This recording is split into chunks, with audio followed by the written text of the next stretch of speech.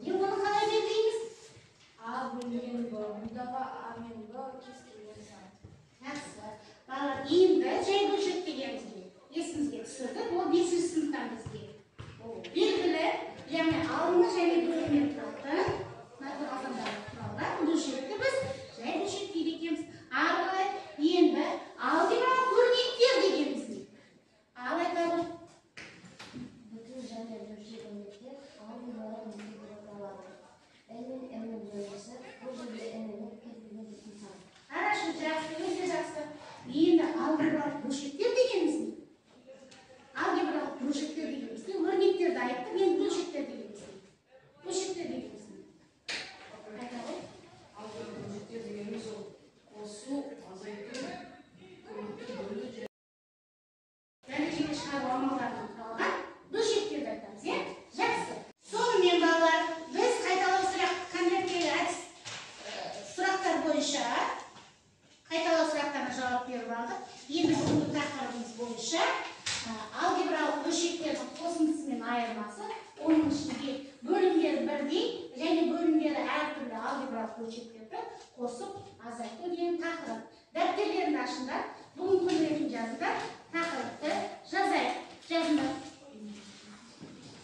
Жазып қойсаңдар, сабағымыздың мақсатына тоқталып кетейік. Бөлімдері бірдей алгебралық бөлшектерді қосып азайту амалдары орындай алады. Бөлімдері бірдей бөлшектерді азайту, қосу амалдары орындай алады. Ортақ бөлімге келтіре алады. Күрделі алгебралық бөлшектерді амалдар қолдану арқылы есептеп шығарамыз. Жақсы, ары қарай кеттік. Жазып қойсаңдар, оқулықтарыңды ашыңдар.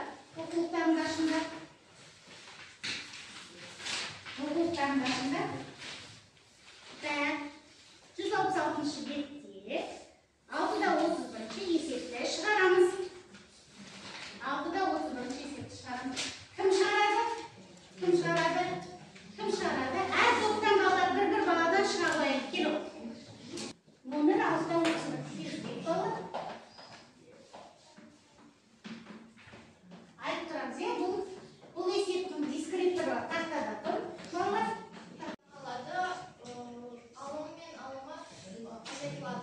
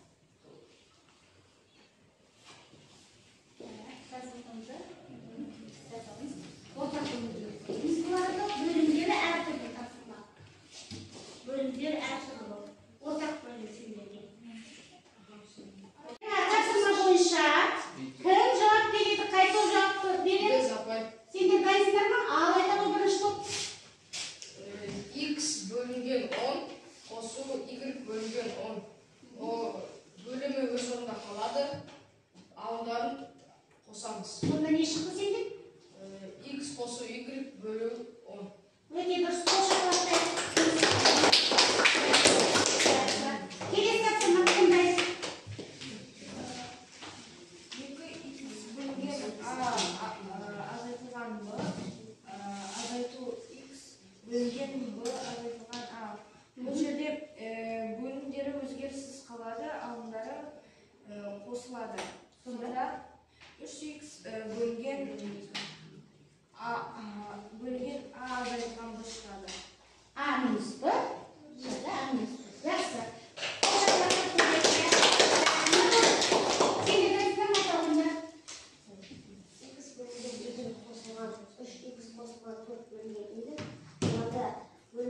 Бөлімдері сол күйінде қалады, алаңдар бөлімге қосылады. Сол кезде 4y қосылғанда бөлімі күйінде қалады. Бүгінгі тақырып бойынша алгебралық бөлшектерге қандай амалдар қолданады екенбіз? Қосу, азайту, көбейту, бөлу және дәрежеге шығару. Жақсы. Енді бөлімдер бірдей бөлшектерді қалай қосамыз, қалай азайтамыз? Бөлімдері бірдей бөлшектер сол күйінде қалады, ал алымның алымы қосылып немесе азайтылады. Жақсы. Бөлімдер әртүрлі бөлшектерді қалай қосып азайтамыз? Бөлімдері әртүрлі. Аружан айтшы, бөлімдері әртүрлі. Айта ғой. Бөлімдері рационал бөлшектерді қосу үшін оларды ортақ бөлімге келтіріп, сонан соң бөлімдері түрде бөлшектерді Өте дұрыс, жақсы. Сонымен балалар бүгінгі сабағымыз түсінікті болды ма? Өздерің қолдарында бағалау парағына белгілеп отырсыңдар ма? Кәне бағалау парағын көрейік, кімнің қалай тапсырма орындағандар. Жақсы, жақсы. Енді үйге тапсырма жазып алыңдар. Үйге тапсырма жазып алыңдар. Үйге тапсырма 634-39 кесе. Енді балалар өздерін бүгінгі сабақ бойынша өздерінің ойларыңды мына жерге әкеп қойсаңдар болады.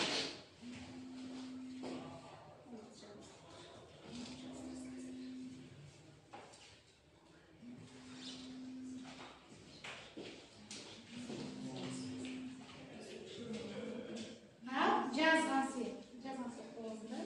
Осыған өз ойларыңды жазып, ана жерге тақтадағы неге апарып жабыстырсаңдар болады.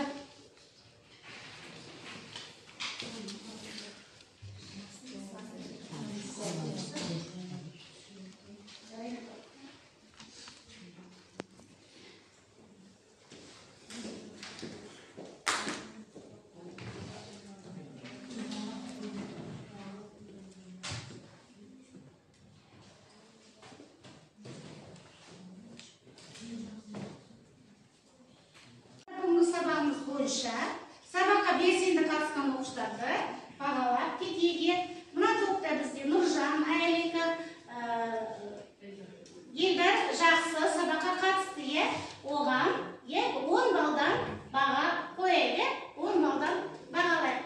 Қол шапалақтап қойып, мына топта белсенді қатысқан Назерке, Самал, Аружан, Алматқа тоже бағалап қойып, қол шапалақтап қойып.